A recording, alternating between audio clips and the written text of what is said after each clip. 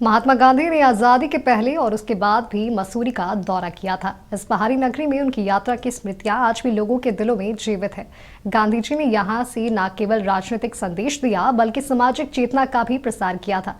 देखिए मसूरी के लोग किस तरह बापू को याद करते हैं।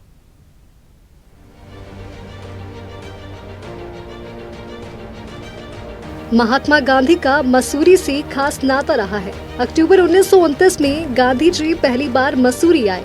इस यात्रा में उन्होंने एक जनसभा को संबोधित किया और लोगों को स्वदेशी वस्त्रों के इस्तेमाल और आत्मनिर्भरता का संदेश भी दिया। साथ ही उन्होंने पहाड़ के लोगों से खादी पहनने और चरखा चलाने की अपील की। मई-जून 1946 में गांधी जी एक बार फिर मसूरी आए।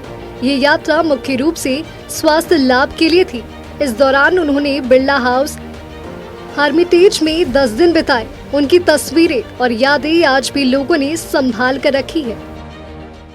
निश्चित रूप से ये मसूरी नगर का सौभाग्य है कि गांधी जी इतनी बड़ी महान हस्ती, पूरा अंतर्राष्ट्रीय हस्ती जो हमारे मसूरी में 2 बार आए और एक बार तो वो 1929 में आए थे। तब तो मसूरी में गाड़ियाँ भी नहीं आती थी, तब घोड़े पे और डांडी में बैठ के आए थे। और तब उन्होंने तब भी यहाँ पे जो अंग्रेज़ों द्वारा यहाँ के जो स्थानीय रिक्शा वाले थे या स्थानीय कुली थे उनका दर्द देख के उन्होंने उस पर काफ़ी चिंता व्यक्त करी थी। और उसके बाद फिर 1945 में उनको डॉक्टरों ने एडवाइस किया। 1946 में वो जेल से छूटे थे और पूना से वो उनको कहा या आप पंचगनी जाइए या शिमला जाइए, लेकिन वो उन्होंने कहा नहीं, मैं मसूरी जाऊंगा, क्योंकि मसूरी उनको बहुत अच्छा लगता था। और मसूरी में वो बिरला हाउस में रहे। यहाँ हैप्पी वैली में बिरला जी का और हैप्पी वैली में घनश्याम दास बिरला जी का हर्मिटेज नाम की कोठी है।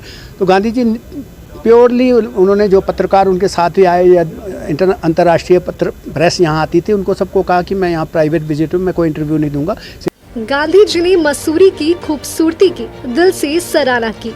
उन्होंने कहा कि यहाँ की सुंदरता, हरियाली और शांत वातावरण अतुलनीय है। स्वास्थ्य लाभ के लिए शिमला के बजाय उनका मसूरी आना यहाँ के लोगों के लिए गर्व का विषय था। लोगों का मानना है कि मसूरी में गांधी जी की धरोहर को संजोने की जरूरत है। और आपको बड़ी जान के खुशी होगी कि जब वो मॉर्निंग वॉक में हैप्पी वैली में घूमते थे, वहाँ से हिमालय दिखाई देता है, बहुत बड़ी रेंज दिखाई देती है। तो मसूरी का यह सौभाग्य है कि मैं आपको ये दिखाना चाहूँगा कि मसूरी के बारे में उन्होंने इसमें क्या बढ़िया शब्द यूज़ किए हैं, जिसका कोई भी कहीं भी आप तुलना नहीं कर सकते। आप खुद देखिए कितना बढ़िया इन्होंने लिखा है। इन दीज हिल्स, ये देखिए उन्होंने जो लिखा हुआ है उस समय का, ये आप देखिए। और ये जो एक गाइड बुक थी 1961 की गाइड बुक है, उसमें इसको कोट किया हुआ है, इसमें गांधी जी को।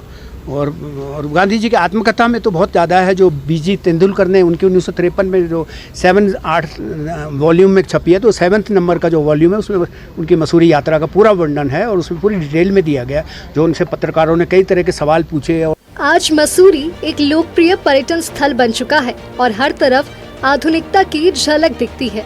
लेकिन यहाँ की युवा पीढ़ी को गांधी जी की ऐतिहासिक उपस्थिति को याद रखना चाहिए, क्योंकि बापू के विचार और उनकी शिक्षाएं आज भी उतनी ही प्रासंगिक है।